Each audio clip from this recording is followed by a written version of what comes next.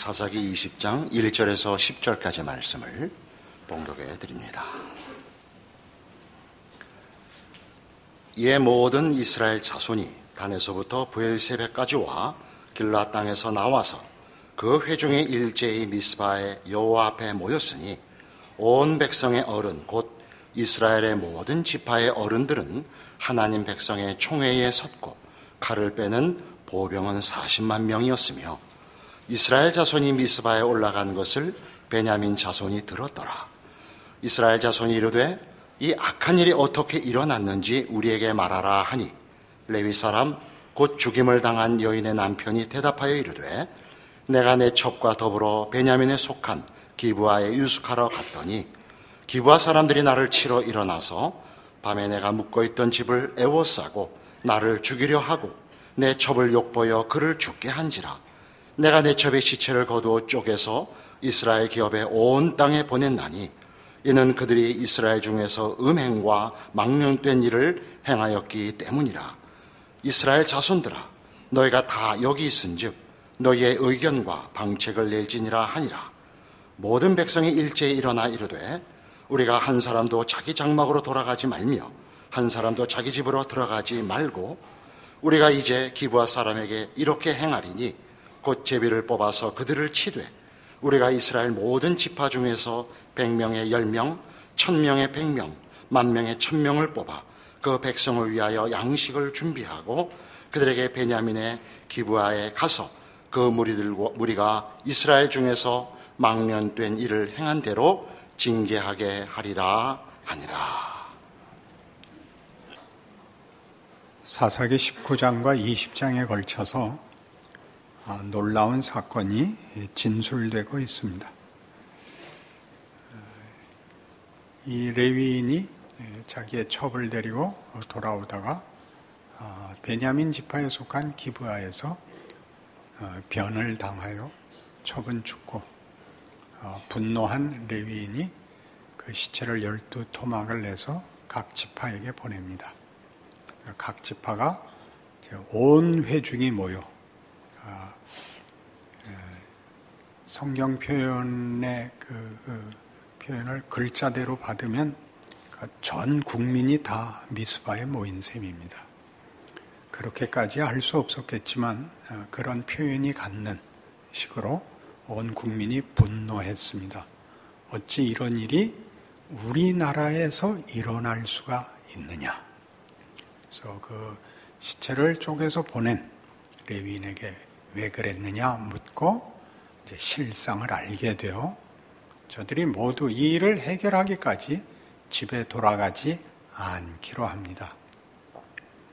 그래서 베냐민 지파에게 그 악행을 행한 범법자들을 내놔라. 우리가 그를 처형하겠다고 하자 뜻밖의 베냐민 지파가 그걸 거부하고 맞섭니다. 전쟁이 일어나죠. 하나님 앞에 묻습니다. 우리가 이 베냐민 지파하고 전쟁을 해야겠습니까? 누가 먼저 올라갈까요? 누가 앞장을 설까요? 그러자 하나님께서 유다 지파가 앞장을 서라 그러십니다. 이스라엘 다른 지파들의 이 연합군은 그 군사가 40만이고 베냐민은 26,700입니다. 그런데 첫 전투에서 어이없게도 22,000이 죽고 이스라엘에 패배합니다. 다 울며 하나님 앞에 다시 기도합니다. 내일 다시 싸울까요? 말까요? 싸워라. 다시 가서 싸우죠. 이번엔 18,000명이 죽습니다. 그래서 울며 금식하며 다시 기도합니다. 하나님, 이 전쟁을 하지 말까요? 할까요? 해라. 내일은 이길 것이다. 그래서 그 다음 날은 이제 이기죠. 그래서 베냐민은 완전히 패배하게 됩니다. 이 기록은 조금 도움을 받을 필요가 있겠죠. 그냥 읽으면 뭐가 뭔지 하나도 모를 것입니다. 제일 많이 오해하게 되는 이유는 성경 말씀이니까 오르신 말씀이 기록됐을 거라는 그 기대 때문에 이런 기록을 봐도 별로 놀라지를 않습니다. 참혹한 사실을 진술하고 있는데 이렇게 크게들 안 놀라고 그냥 휙휙 읽습니다. 통독을 해야 되니까, 빨리 한번 읽어야 되니까 그 중요성을 놓치죠. 우선 당시 사회에 이스라엘에서는 나그네와 객을 대접하는 것은 굉장히 큰 의미 있는 일이었습니다. 우리가 오늘날 아는 무슨 구제를 하거나 어려운 이웃을 돌보는 바로 그런 개념 또는 의무를 가지고 있었습니다. 성문 앞에 앉아 있으면 우리 동네 사람이 아닌 사람이 해 저물 때 앉아 있으면 당연히 숙소를 제공하고 모든 필요를 제공하여 하룻밤 자고 가게 해줘야 되는데 아무도 하지 않았습니다. 어떤 사람이 그를 집에 데려가서 그를 재웠는데 밤에 비류들이 쳐들어와 욕을 보이겠다고 손님을 요구했고 첩을 내보내서 대신 욕을 당하고 죽습니다. 우리는 레위인이 참으로 이해할 수 없는 재앙을 당했다 이렇게 생각이 당연히 들지만 그도 또한 만만치 않은 사람이라서 그 시체를 12토막을 내서 택배로 붙입니다. 만만치 않은 사람이지요. 그 쉽지 않은 일을 했습니다. 그래서 온 이스라엘이 뭐에 격분하냐면 잘라진 시체 토막에서 이게 뭐냐, 이럴 수는 없다. 아무리 심한 일을 당했을지라도 이렇게 할 수는 없다가 그 시작입니다. 와서 보니까 그럴 만큼 사정이 있었다를 알게 돼서 레위인에게 뭐라 그러지 않고 기브아, 베냐민 지파와 전쟁을 하게 되는 것이죠. 그런데 그 전쟁에서 왜 하나님은 이스라엘이 가진 그 관심 또는 그 집중하는 주제에 대하여 하나님은 별 성의가 없게 대답을 하시는가? 이게 이제 이 사건의 중요한 내용이죠. 이것을 이해하려면 사무엘상 4장에 가셔서 뒤에 되게 반복해서 나오는 유사한 사건으로 도움을 받을 필요가 있습니다. 사무엘상 4장 1절 사무엘의 말이 온 이스라엘에 전파되니라.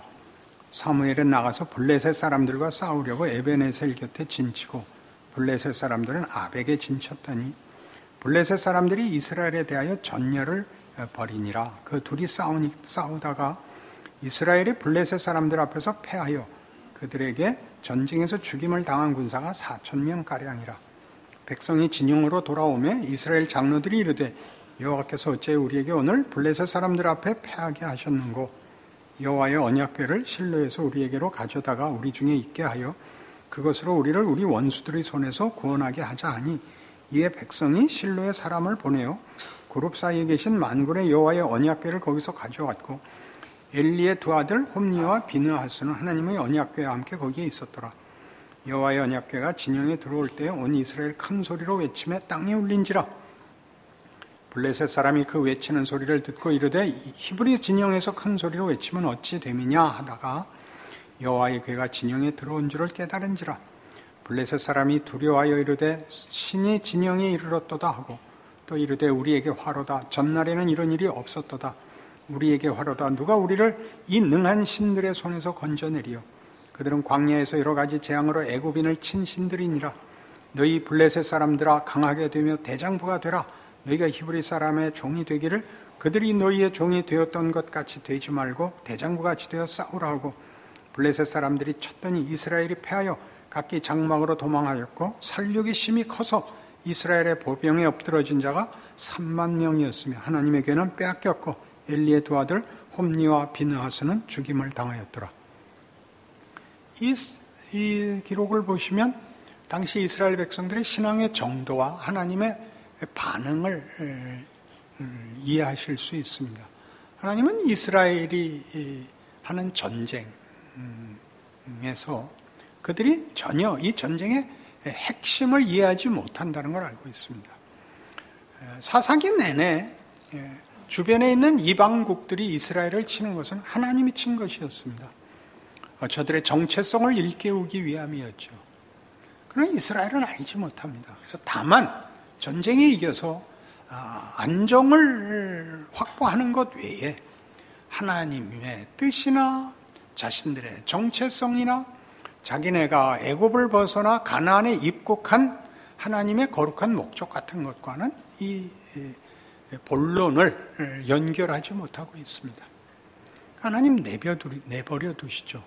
그러니까 하나님을 강제로 자기 편으로 삼기 위해서 법궤를 가져옵니다. 그리고 사기가 오르고 그 고함 소리에 블레셋이 놀랐는데 3만 명이나 죽습니다. 그 법궤는 빼앗깁니다. 동일한 이런 이해를 가지고 오늘의 본문을 보셔야 되는 것입니다. 하나님은 왜 이스라엘이 베냐민을 치러 모인 이 일에 대하여 성의를 보이지 않으실까요? 이것은 전혀 문제의 핵심이 될 수 없습니다.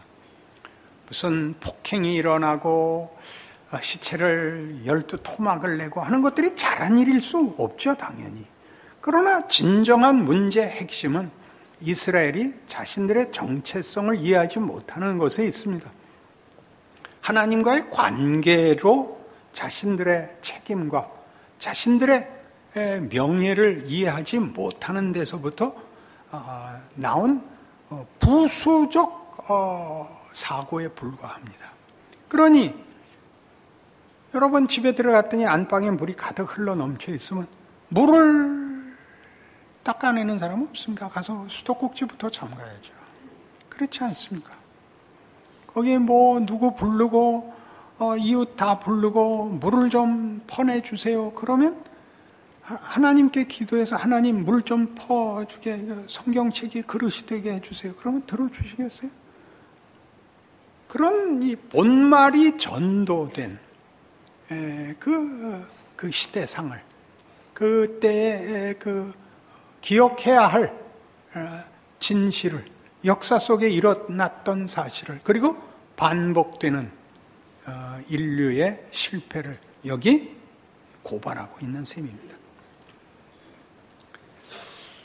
이사야 1장에 가시면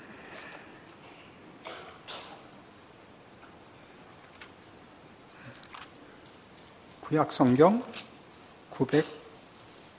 967페이지에 이사야를 시작하면서 이사야서의 서두에 사역의 시작을 이스라엘에 대한 하나님의 분노로 시작을 하고 있습니다.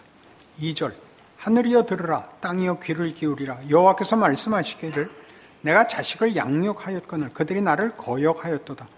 소는 그 임자를 알고 나귀는 그 주인의 구유를 알건만은 이스라엘은 알지 못하고 나의 백성은 깨닫지 못하는도다 하셨도다.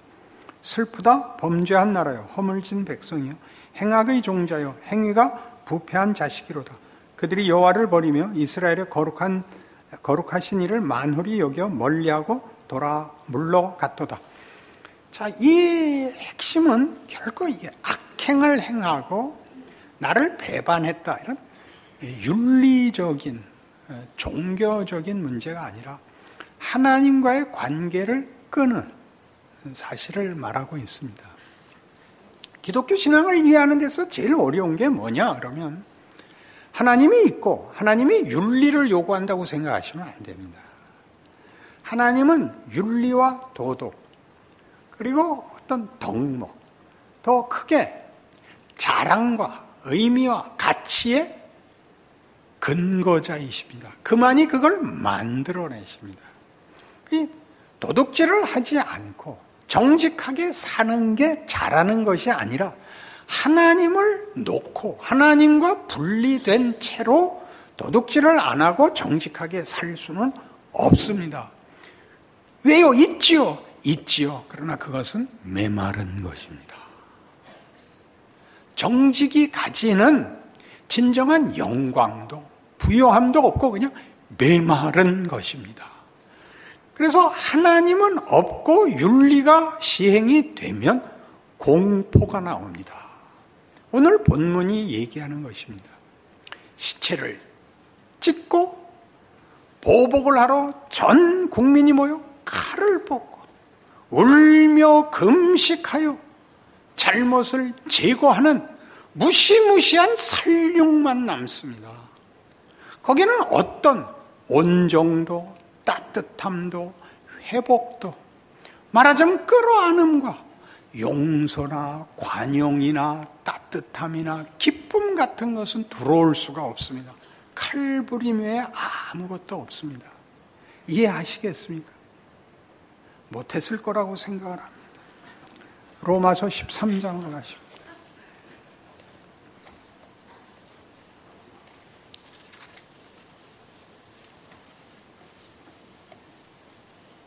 로마서 13장 8절. 피차 사랑의 빚 외에는 아무에게든지 아무 빚도 지지 말라. 남을 사랑하는 자는 율법을 다 이루었음이니라. 간음하지 말라, 살인하지 말라, 도둑질하지 말라, 탐내지 말라 한 것과 그 외에 다른 계명이 있을지라도 네 이웃을 네 자신과 같이 사랑하라 하신 그 말씀 가운데 다 들었느니라. 사랑은 이웃에게 악을 행하지 아니하나니 그러므로 사랑은 율법의 완성이니라. 예수님께서 친히 율법사의 질문에 그리 대답하셨습니다. 계명 중에 가장 큰 것이 무엇입니까? 네 하나님을 사랑하라. 둘째는 이와 같으니, 첫째와 같으니 네 이웃을 내 몸과 같이 사랑하라 였습니다. 그러니까 율법은 뭘 하지 않는 것, 잘못을 하지 않는 것, 악행을 하지 않는 것이라는 부정적, 소극적 이해로부터 무한히 허락되어 있는 긍정적이고 적극적인 데로 나가는 출발점입니다. 사랑하는 것입니다. 거짓말을 안 하는 것이 아니라 사랑하는 것입니다. 사심이 없는 것이 아니라 거기 넘치는 하나님을 아는 지식과 생명의 풍요와 아름다움과 그 자랑과 영광이 넘쳐나는 것입니다. 사심이 없는 것, 그것은 그냥 아무것도 아닌 것입니다. 세상을 보십시오. 뭐라고 흠을 잡으면 할 수 있는 답이 이거밖에 없습니다. 나 안 할게. 그거는 참으로 가난한 해결책 아닙니까? 너 죽어라 아닙니까? 너 죽어라. 그밖에 우리가 할 게 없습니다. 기독교가 이 문제에 대한 답을 갖고 있다는 걸 알지 못하면 세상이 말하는 식으로 잘못하면 죽고 죽는 것 외에 세상은 말하자면 다른 방법도 없고 희망도 없습니다. 웃을 수가 없습니다. 이걸 교회가 모르면 이걸 정치력으로 요구를 합니다. 이번에는 사랑을 해라 그래. 다시 무기가 됩니다. 아니요, 교회만 알고 교회가 갖고 있는 겁니다. 우리가 동일한 사망의 법칙 속에서 부활과 생명과 용서와 사랑을 갖고 있는 자로 존재하고 있고 모이는 것으로 죽음밖에 없는 이 세상에 도피처가 되며 희망이 되며 하나님 일하시는 기적이 되는 것입니다. 어떻게 하실는지 모릅니다. 교회는 늘 오해당하고 욕을 먹습니다. 웃기는 사람들로 되어 있고 미친 사람 취급받습니다. 다릅니다. 우리만 생명이 이깁니다. 세상은 사망이 이깁니다. 우린 무엇을 안 하는 것이 아니라 무엇을 합니다.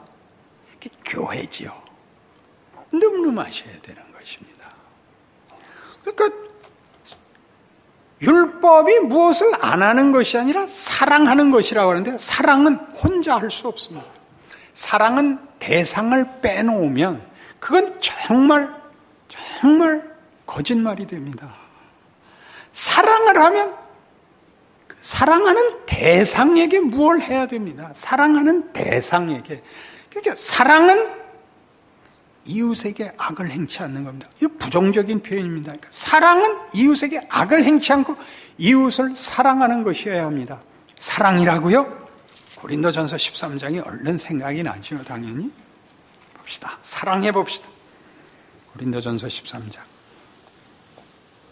내가 사람의 방언과 천사의 말을 할지라도 사랑이 없으면 소리나는 구리와 울리는 꽹과리가 되고 내가 예언하는 능력이 있어 모든 비밀과 모든 지식을 알고 또 산을 옮길 만한 모든 믿음이 있을지라도 사랑이 없으면 내가 아무것도 아니요. 내가 내게 있는 모든 것으로 구제하고 또 내 몸을 불사르게 내줄지라도 사랑이 없으면 내게 아무 유익이 없느니라. 내가 아무리 가치 있는 것을 가지고 그걸 행하고 그걸 채우고 있어도 그것이 이웃에게 유익이 되지 않는 것은 소용이 없답니다. 이상하지요? 여러분이 혼자 독립적이고 분리되어서 여러분 스스로의 가치를 스스로 창출하고 확인할 수 없습니다. 여러분의 모든 만족은 여러분과의 관계를 맺은 여러분 이웃에 의하여 반사됩니다. 사랑은 누구를 사랑하는 것입니다. 사랑은 이렇게 하는 것이죠. 데이트를 했는데 저녁이 되니까 날이 썰렁해졌습니다. 아이, 춥지요? 라고 여인이 말을 했습니다. 그럼 남자가 그렇군요. 이렇게 말하면 그 사람은 신앙이 없는 것입니다. 얼른 겉옷을 벗어서 덮어줘야죠. 그럼 그 여인이 그 옷을 받아 입는 것이 행복입니다. 명예입니다. 그렇죠? 필요 없어요. 그러면 망신입니다. 근데 이렇게 말하는 사람은 결혼하기 글렀죠. 난 그럴 줄 알고 내복 입고 나왔어요. 그러면 안 되죠. 사랑이 뭐죠? 이웃에 의하여 그의 호의가 받아들여지고 그가 그것을 행복으로 명예로 받아들임으로써 내민 사람이 명예롭게 되는 거죠. 하나님이 우리를 사랑하신답니다. 우리를 위해 무엇을 하시고 우리가 그거를 감사로 받는 것을 하나님이 명예로 생각하시는 분이랍니다. 너희를 위해서라면 내가 목숨도 내어놓을 수 있다. 있다? 내어놓으셨죠. 그게 예수입니다. 그러니 기독교는 하나님을 믿는 데 있어서 유대인과 같은 연속성에 있으면서도 기독교, 그리스도교, 예수를 믿는다는 표현을 하는 겁니다. 하나님은 우리를 위하여 죽으셨다 라는 표현을 하는 겁니다. 혼자 죽어서 자신의 비장함과 자신의 진정성을 증명한 것이 아니라 그것이 우리에게 100% 유익이 됨으로써 당신의 사랑을 입증하시는 것입니다.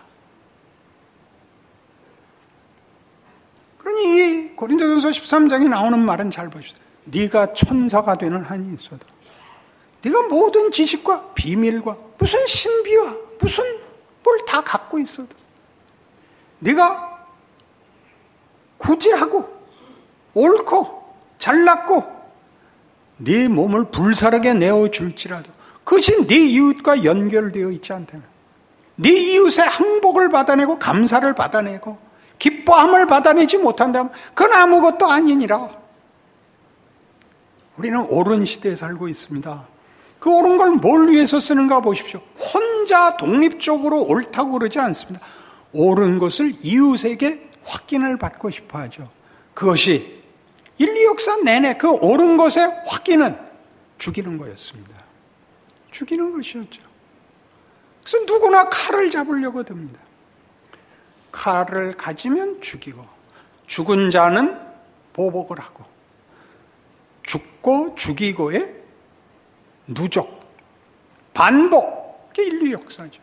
그게 한 줄기 빛은 예수 그리스도뿐입니다. 우리는 더 이상 죽이지 않습니다. 우리가 죽습니다. 우린 질 수 있습니다.